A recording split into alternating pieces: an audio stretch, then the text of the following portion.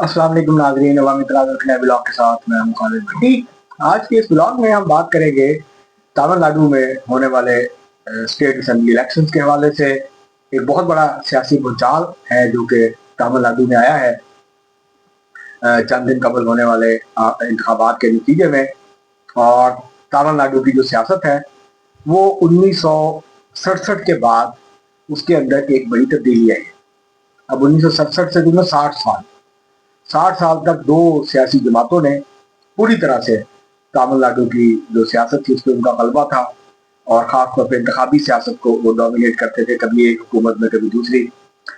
DMK जिसके leader थे आंजानी करुणानिधि, वो कई दफा चीफ मिनिस्टर बने। वो कांग्रेस के ताबी थे, बाज़ औक़ात वो थर्ड फ्रंट में भी होते थे, कांग्रेस के भी साथ भी अलायंस भी करते थे। लेकिन गुज़श्ता 2 दहाइयों से उनका अलायंस था डीएमके का कांग्रेस के साथ, जो कि AIADMK जो थी, जिसकी क़यादत जयललिता कर रही थी मरहूमा, वो जो है वो एनडीए के साथ यानी बीजेपी के साथ उनका अलायंस था।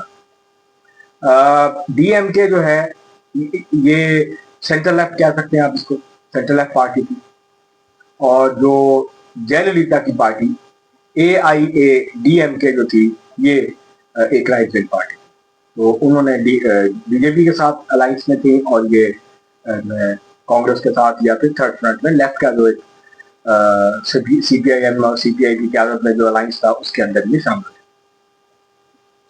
तो ये जो अब बड़ी तब्दीली आई है 60 साल के बाद, इसमें अदाकार हैं बड़े मशहूर अदाकार विजय थालापति जो है वो जोसेफ, वो उनकी जो पार्टी है TVK वो सबसे बड़ी पार्टी के तौर पे मर्ज की है। 234 में से 108 सीटें उनको मिली हैं और इस तरह वो सबसे बड़ी जमात है। दूसरे नंबर पे DMK और तीसरे नंबर पे AIADMK जो है वो नहीं है।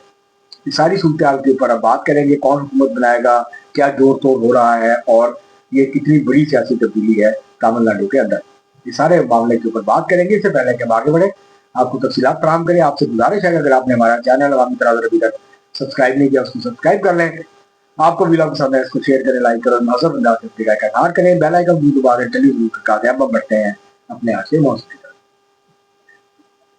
तमिलनाडु में ये तवक्को की जा रही थी कि जो अदाकार विजय जोसेफ हैं उनकी जो जमात है TVK वो अच्छी कारकर्दगी का मुजाहरा करेगी।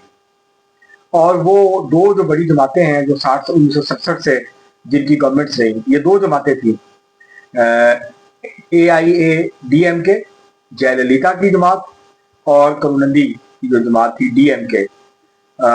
ये जो है ये दो जमातें थी जो कि 1967 से बारी बारी दोनों इक़्तिदार में आती रही तमिलनाडु में। और ये दोनों जमातें नुमाइंदगी करती थी जो द्रविडियन सियासत है। आज हम इसमें तफसील में नहीं जाएंगे, फिर किसी भी ब्लॉग में बात करेंगे कि ये द्रविडियन पॉलिटिक्स क्या है। दरअसल इतना मैं जरूर बता देता हूँ कि ये तहरीक शुरू हुई थी, एक तो जो नॉर्थ इंडिया की डोमिनेशन है मौसी और सियासी उसके खिलाफ, और दूसरा जुबान का इशू भी था, तमिल लैंग्वेज को लेके भी एक मामला था। और तीसरा जो इशू था वो था कि ये जमात, ये जो द्रविडियन मूवमेंट थी, ये मुसावात की बात करती थी, ये बराबरी की बात करती थी, एक एगैलिटेरियन सोसाइटी की बात करती थी।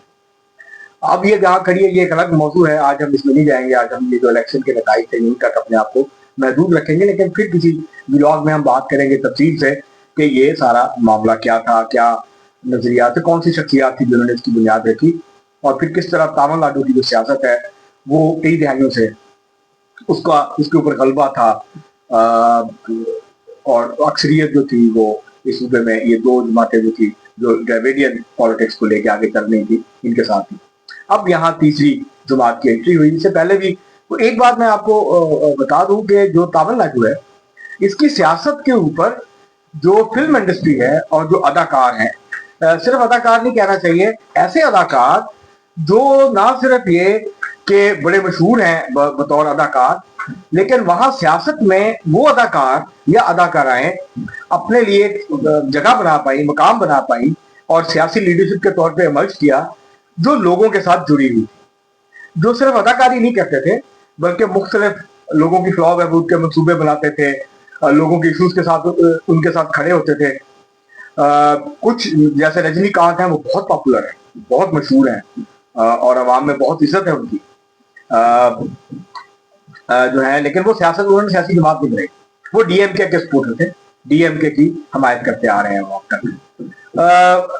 कमल हासन जो है वो एक बड़े मशहूर अदाकार हैं साउथ के, तमिलनाडु से ताल्लुक था, उन्होंने अपनी जमात बनाई लेकिन वो कामयाब नहीं हुए। एक दो और तजर्बात भी हुए, लेकिन ये जो विजय तलापति जोसेफ है ये कामयाब हुए। अब इनका बैकग्राउंड क्रिश्चियन है, ये हिंदू नहीं है, इनकी जो बीवी है वो हिंदू है, इनकी वालदा जो है वो हिंदू है, वालिद जो है वो क्रिश्चियन थे, इस तरह से इनका मामला है। तो ये इन्होंने जो है वो सियासत में आने का फैसला किया, 2 साल पहले सियासी जमात बनाई, और उनकी जो सियासी जमात थी उसने पहला इलेक्शन लड़ा 2026 में, चंद दिन कबल, और बड़े बड़े वोट उल्टा दिए। मतलब मैं आपको एक मिसाल देता हूँ कि इनके ड्राइवर हैं जो 20 साल से अदाकार विजय, और जो चीफ मिनिस्टर बनने वाले हैं विजय, उनके ड्राइवर थे। इन्होंने एक ऐसी सीट से जो कि जहां पर काफी अरसे से जीते आ रहे एक एमएलए थे, उनके मुकाबले में अपने ड्राइवर के बेटे को अपनी पार्टी के टिकट पे खड़ा कर दिया, और पैसे नहीं थे, तो बहुत ज्यादा पीछे सियासी बैकग्राउंड नहीं था। तो उस नौजवान ने, वो नौजवान है, उसने उस एक स्टैब्लिश जो सियासी लीडर था उसको 27,000 वोटों की अक्सर से हरा दिया। इस तरह बेशुमार लोग हैं, नए लोग हैं जो पहली दफा इलेक्शन लड़े हैं और पहली दफा जीत गए। नौजवान लड़के हैं, पढ़े लिखे नौजवान लड़कियां हैं, जिस तरह आम आदमी पार्टी ने पंजाब में किया था कि नौजवान लड़के लड़कियां जिन्होंने कभी जिंदगी में कौंसलर का इलेक्शन नहीं लड़ा था, उन्होंने पहली दफा इलेक्शन लड़ा और बड़े बड़े बुत जो थे वो गिरा दिए पंजाब में, जो अपने आप को बहुत बड़े सियासी रहनुमा जानते थे, बड़े कद काट के लोग थे, बहुत बड़ी बैकग्राउंड थी, उनके दादा वाले ये सब जो हैं वो पॉलिटिक्स में थे, लेकिन ये लड़के लड़कियां, इनका कोई सियासी वजूद इससे पहले नहीं था। तो इसी तरह की तब्दीली जो है, ये भी एक बहुत बड़ा अर्थक्वेक था जो पंजाब की सियासत में आया था। अब अगले साल पंजाब में इंतखाबात होंगे, देखते हैं कि वहां क्या होता है, लेकिन तमिलनाडु में इसी तरह का सियासी जलजला है, और नौजवान घरों की, आम घरों के लड़के लड़कियां और सियासी कारकुन वो खड़े हुए इलेक्शन पे, और उन्होंने बड़े बड़े बुत जो है उनको गिरा दिया। और अब सूरत ये है कि 107-8 सीटें हैं, उसमें से जो विजय हैं ये 2 सीटों पे जीते हैं। तो अगर आपने तमिल फिल्में देखी हो तो आप देख सकते हैं उनकी फिल्में, और आप उनको सर्च भी कर सकते हैं ऑनलाइन, आपको पता चल जाएगा।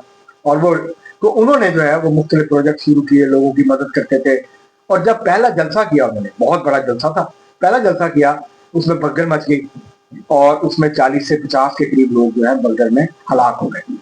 तो विजय ने उनको अकेले नहीं छोड़ा, उन सब की कफालत का जुम्मा लिया, तायात, उनके बच्चे जो खानदान बचे थे उनकी, और इस तरह और बहुत सारे वो फलाही काम जो है वो करते थे। तो अब उनके पास, अब उन्होंने 2 नशिस्तों पे कामयाबी हासिल की है, एक छोड़ेंगे तो 107 उनके पास है। कांग्रेस ने उनकी हिमायत का ऐलान किया, कांग्रेस जो डीएमके की इत्तेहादी थी उन्होंने ऐलान कर दिया, तो इस तरह 112 हो गई, लेकिन 5 नशिस्तें अभी भी चाहिए हैं उनको, 5 से 6 नशिस्तें मजीद दरकार है। तो जो डीएमके है उसने इनकार कर दिया हुकूमत बनाने से उनके साथ मिलकर, AIADMK ने भी इनकार कर दिया, communist party of India, Marxist और कम्युनिस्ट पार्टी इंडिया जो है उसने भी इनकार कर दिया है, 2 और छोटी जमातें हैं उन्होंने भी इनकार कर दिया है। तो अब अगर डीएमके और AIADMK मिल जाएं तो वो हुकूमत बना सकती हैं छोटी पार्टियों की मदद के साथ। अब ये अभी गवर्नर जो है उन्होंने कहा है कि अभी ये वाजे नहीं है कि आपके पास अक्सरियत है, आप पहले अक्सरियत साबित करें, लिस्ट देनी होती है आपने MLAs की, जो वहां पे सूबाई असेंबली के मेंबर जीते हैं, उनकी आपने लिस्ट देनी होती है कि मुझे 118 अरकान या इससे ज्यादा की हमारे हासिल है। तो गवर्नर ने, विजय ने उनसे मुलाकात किया लेकिन उन्होंने माना। लेकिन अभी जो स्टालिन है, जो साबिक चीफ मिनिस्टर हैं और डीएमके के लीडर हैं, तो उन्होंने कहा है कि वो कोई रुकावट नहीं डालेंगे, 6 महीने खुली छुट्टी देंगे विजय को ताकि वो काम करें और दिखाएं कि वो किस तरह से तब्दीली लेके आ रहे हैं। 6 महीने के बाद उन्होंने कहा कि हम उनको चैलेंज करेंगे। लेकिन पसे पर्दा जो सियासी खिलाड़ी हैं वो कोशिश कर रहे हैं कि किसी तरह ये जमातें मिल जाएं और विजय और टीवी की जो हुकूमत है वो ना बन पाए। ये एक बहुत बड़ी सियासी गलती होगी, ब्लंडर होगा डीएमके के पार्ट पे। अगर वो अपोजिशन में बैठ जाएं तो अपनी खोई पोजीशन को वापस ले सकते हैं 5 साल के बाद, लेकिन अगर उन्होंने विजय की पार्टी को रोकने की कोशिश की तो शायद एक मजबूत हुकूमत ना बने और ये हुकूमत गिर भी जाए और टीवी के गवर्नमेंट बना ले, लेकिन उसके बहुत बुरे सियासी असरात होंगे डीएमके के लिए, जो कि एक बड़ी पार्टी है तमिलनाडु की। तो अब सूरत ये है कि अभी हुकूमत के लिए जोड़ तोड़ चल रहा है, लेकिन ये एक बड़ी, लेकिन अब प्रॉब्लम क्या है, ये ड्रिवन है, इसमें जैसे नेपाल में हुआ है, बांग्लादेश में, बाकी जगहों पे हुआ है, तो ये नौजवान है और मिडिल क्लास है अक्सरियत जो है, जो कि सियासी तब्दीली चाहते हैं। सेंटर लेफ्ट की सियासी पोजीशन है विजय की, और ये आप उसे कह सकते हैं सोशल डेमोक्रेटिक पार्टी है, जैसे कि आम आदमी पार्टी है। तो जो कि ये चाहते हैं कि अच्छी हुकूमत हो, लोग करप्शन ना हो, लोगों को बुनियादी सहूलियात फराहम की जाए, रोजगार के इशूज हैं और इशूज हैं। तो अब देखते हैं कि विजय क्या कर पाते हैं। ये जो कामयाबी है, क्या ये आर्जी है और दोनों बड़ी पार्टियां वापसी करेंगी, या विजय जो है मुश्किल बुनियादों पे एक तीसरी कुव्वत जो है उसको बनाने में कामयाब होंगे, और इन दोनों पार्टियों का जो 6 दहाइयों से जारी सियासी तसल्लुत है उसको तोड़ने में कामयाब हो जाएंगे। अब तक के लिए इतना ही, बहुत शुक्रिया।